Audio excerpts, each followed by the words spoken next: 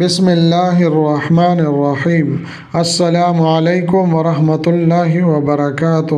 عزتمند مسلمانانو رونو او خويندو، امید لرم چې تاسو به روغ جوړ بئ او خوشحال بئ. زما د الله رب العزت نه دا دعا ده، دا سوال دی چې تاسو چرته هم یې الله تعالی مو همیشه د پاره روغ جوړ خوشحال او آباد ساته، امین.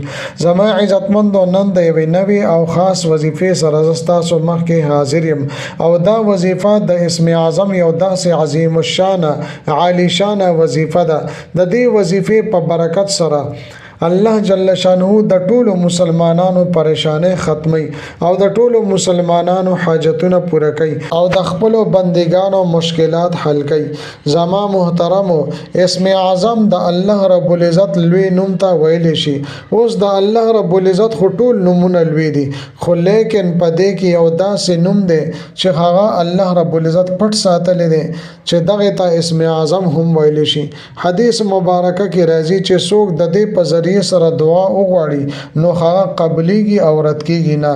د دې په باره کې علما او فقهای کرامو او د الله والو رائے دا ده چې بعضې د الله نومونه داسې دي، بعضې د الله رب العزت صفتی نومونه داسې دي چې د هغې یو تعداد مقرر شوی دی چې هغه تعداد کې هغه ولوستلی شي نو د هغې نه اسم اعظم جوړ شي. نو بیا چې سړی هغې پسې څه دعا وغواړي نو ډېره زر الله رب العزت قبلوي. نو دا نننۍ وظیفه د یا بدیع السماوات والارض وظیفه ده، ډیره عظیم الشان او پاورفل وظیفه ده. دا وظیفه زما محترم او کچره پکور کې جنات وي یا جادو وي، هغه به د دې وظیفې په برکت سره ختم شي. دغه شان کور کې جنگ جګړې وي یا بد نظرۍ وي، هغه به الله رب العزت دې سره ختم کی. دغه شان زما محترم یو زنانه ده او هغه اولاد غواړي او اولاد کېږي نه او څه بیماری هم په بدن کې نشته خو لیکن اولاد نه کېږي، نو زما محترم هغې له پکار دي چې دا وظیفه وکړي، الله رب العزت به ورته اولاد ورکړي. دغه رنګ زما محترم کاروبار کې مو رکاوټ ته کاروبار مو نه روانېږي یا کاروبار کې تاسو له نقصان ملاویږي نو تاسو دا وظیفه کولی شئ. دغه شان زما عزتمندو د رشتې د پاره هم تاسو دا وظیفه کولی شئ.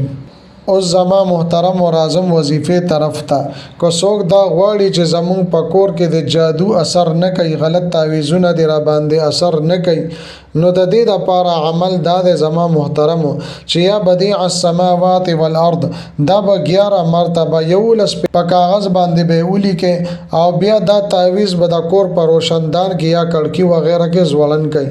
کله چې تاسو دا ولیکې او ځوړند کوي نو بیا بس تاسو په کور باندې کوډې جادوانو غلط تعویذونه اثر نه کوي. اوس زما محترمو هم د دې یا بدیع السماوات والارض بل وظیفه ز تاسو ته ذکر کوم. اوس زما محترمو دا وظیفه تاسو دوه طریقو باندې کولی شئ. که درې شپې په مخه باندې کوئ نو هم کولی شئ، یا 3 جمعې په مخه کوئ نو هم کولی شئ، یا 3 پیره یعنی 3 ګولې تاسو کوئ نو هم کولی شئ. نو زما محترم او 3 ورځې به تاسو دا وظیفه وکئ. طریقه کار دا دی چې اول به 21 پیری 21 مرتبه به تاسو درود شریف وایي او بیا به یا بدیع السماوات والارض 2100 مرتبه 2100 پیری یعنی 2000 پیری به تاسو یا بدیع السماوات والارض وایي او بیا به د دې نه پس 21 مرتبه 21 پیری به تاسو درود شریف وایي او بیا به په عاجزۍ سره توجه دیان سره الله تعالی نه دعا غواړئ او سوال وکئ.